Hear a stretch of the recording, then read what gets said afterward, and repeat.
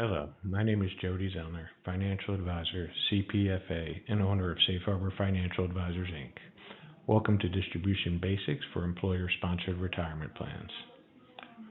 Over the years, you have worked hard and saved and invested in your 401k or other employer-sponsored retirement plan to ensure a comfortable retirement. When the time comes to decide how to manage that money yourself, you'll need to understand your options. Knowing what your options are can help you take advantage of the tax treatment and investment opportunities that best suit your situational goals. With that in mind, let's take a look at what we'll be covering in today's seminar. We'll begin by reviewing the tax considerations surrounding employer-sponsored retirement plans. From there, we'll take a look at specifics about each distribution method. We'll examine some additional points to consider. Those of you nearing retirement may want to pay particular attention to this section. Let's review a few basics about the tax treatment of your retirement plan. These are important points to remember as they will come into play no matter what decisions you make. Let's go over some tax considerations. The tax rules governing retirement plan distributions were designed to ensure that you use your retirement plan to save for retirement. Through various penalty provisions, the IRS discourages you from taking out money too soon or leaving it in too long. Distributions from traditional retirement plans are considered ordinary income and are taxed at your current tax rate at the time of withdrawal. The age at which you can start distributions without penalty is 59 and a half. Though certain exceptions, which we'll discuss in a moment, apply. However, qualified distributions from a Roth-style retirement plan are generally tax-free. To qualify for a tax-free treatment, the participant must be at least age 59 and a half and only account for a minimum of 5 years.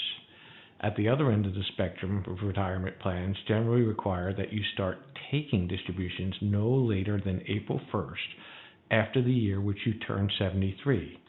Some plans may waive this requirement if you continue to work beyond age 73.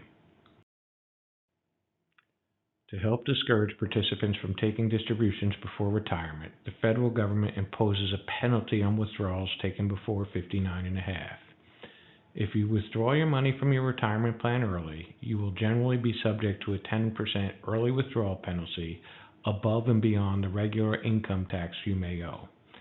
As of 2024, you can withdraw up to $1,000 from your qualified plan, example 401k, 403b, 457, or IRA, including SEP and Simple, once each calendar year without penalty. You will still have to pay the ordinary income taxes on these withdrawals. There are some exceptions to the early withdrawal rule. One of those exceptions is death. Funds distributed after you die are not subject to the early withdrawal penalty as long as the retirement account is in your name at the time of death. The other is disability. Deductible medical expenses for you and your spouse and your dependent, separation from service after you reach age 55, and Rule 72T, which is substantially equal withdrawals. I'll talk more about this later. So let's discuss distribution methods. When you retire or change jobs, you have several options available to you. Depending on your age and goals, each option may carry different tax consequences and investment opportunities. Let's take a look at all of these options. One option is a lump sum distribution where you take all the money at once. At first glance, a lump sum distribution from a retirement plan may be a tempting option. After all, it'd be an easy way to pay for a vacation, a new car, or other purchase. But before you make any rash decisions, make sure you're aware of the tax consequences. A big impact on taking your asset in a single payment from a traditional retirement plan is that taxes will be assessed on the entire amount right away. Your retirement plan will automatically withhold 20% of your distribution to apply to federal income taxes. Any amount owed that is not covered by the 20% withholding will have to be made up when you file your income taxes.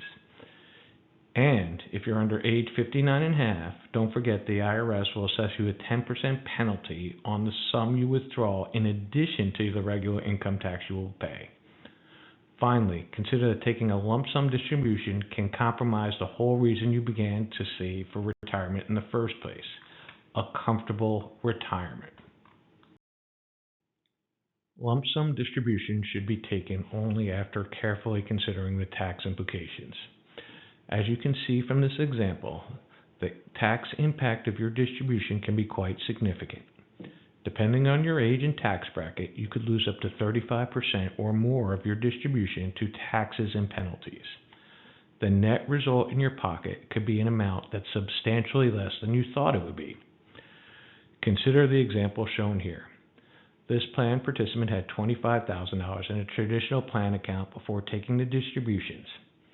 After paying the necessary taxes and penalties, the pocketed amount was $16,250, to 65% of the total. Note this example assumes a 25% tax rate and has been simplified for illustrative purposes.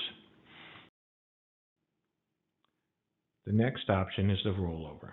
A good feature of an employer-sponsored retirement plan is their portability.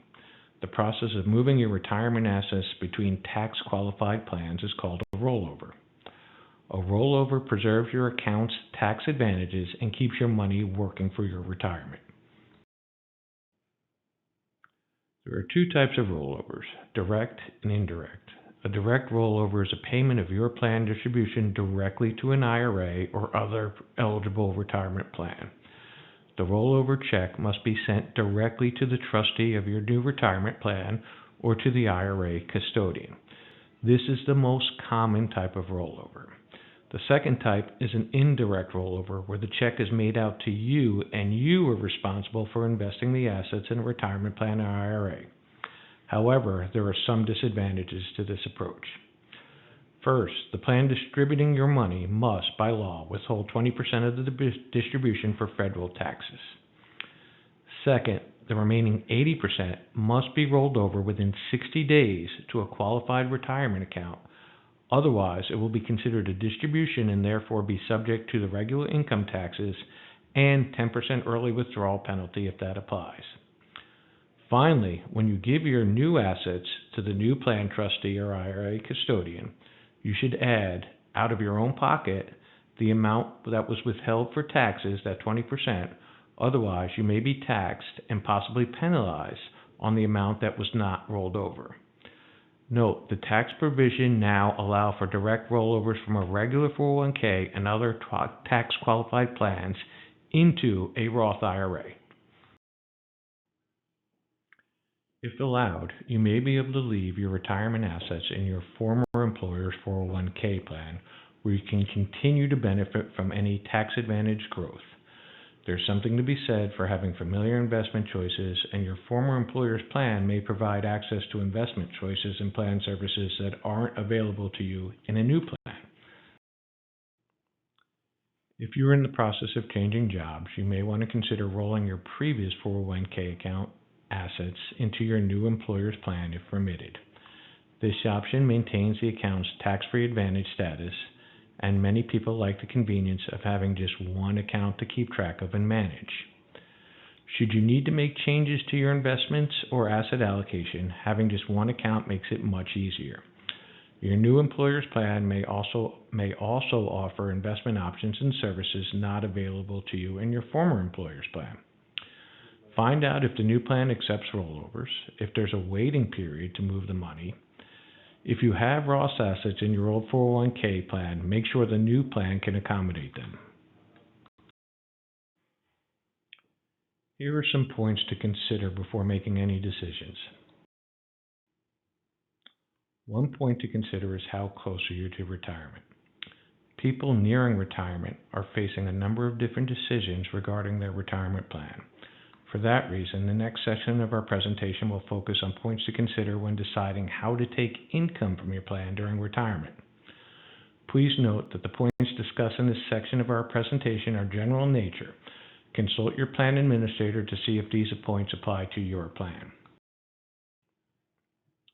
As we mentioned earlier, you must start taking retirement plan distributions by April 1st of the year in which you turn 73, a rule known as required minimum distributions or RMDs.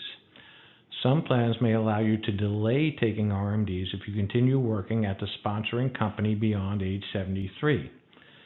The amount of RMD you have to take is based on the value of your retirement account as of December 31st of the year before your first distribution, your current age and corresponding life expectancy factor, which can be found in the IRS Uniform Life Expectancy Table.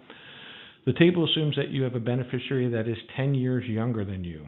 If your spouse is your beneficiary and is more than 10 years your junior, you use the IRS Joint and Survivor tables, which typically yield an RMD lower than that determined by the Uniform table. If you do not begin taking at least the RMD by your deadline, you'll be subject to a penalty tax worth 25% of the difference between what you should have withdrawn and the actual withdrawal amount.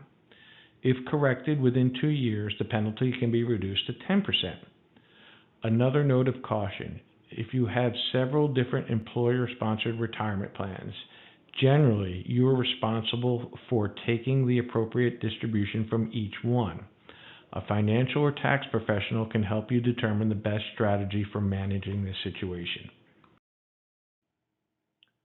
Another form is taking out that money in installments. Unlike lump sum distributions, installment payments can lessen your tax bite by spreading it out over time. Depending on your age, there are different rules concerning installment payments. Starting at age 59.5, you may be able to have your employer set up an installment plan, or you may be able to annuitize it. That is, have a contract that has it paid out to you in regular installments through annuity. We'll talk about more about that in a moment. Finally, as we mentioned under exceptions to the early withdrawal penalty, the 72T I mentioned, you may be able to take substantially equal withdrawals if you're under age 59.5. If you are 55 and you leave an employer-sponsored plan, you can take distributions as a lifetime annuities or series of payments, at least one every year based on your life expectancy or the life expectancy of you and your primary beneficiary. However, once you've started taking the substantially equal withdrawals, you must continue without change unless you become disabled or die for at least 5 years or until you reach age 59.5, whichever comes later. Then you can shift to another form of payment if your plan permits. Payments in the form of an annuity are often possible options for distribution from an employer-sponsored plan. In this case, a distribution is made from the plan and you purchase an annuity to provide for payouts according to the annuity provisions. Some plans may provide certain annuity requirements as the normal form of distribution unless you waive it. Your plan administrator can provide you with more information regarding this option. As I have reiterated throughout the seminar, the tax laws concerning retirement plan distributions are complex. You may want to consider consulting a financial professional who specializes in retirement issues. Thank you for attending this seminar. If you have any further questions about distributions from your retirement plan, you can contact me at 727-475-8490. You can go to my website, www.shfinancialadvisors.com, or you can reach me by email, jody.zellner@lpl.com.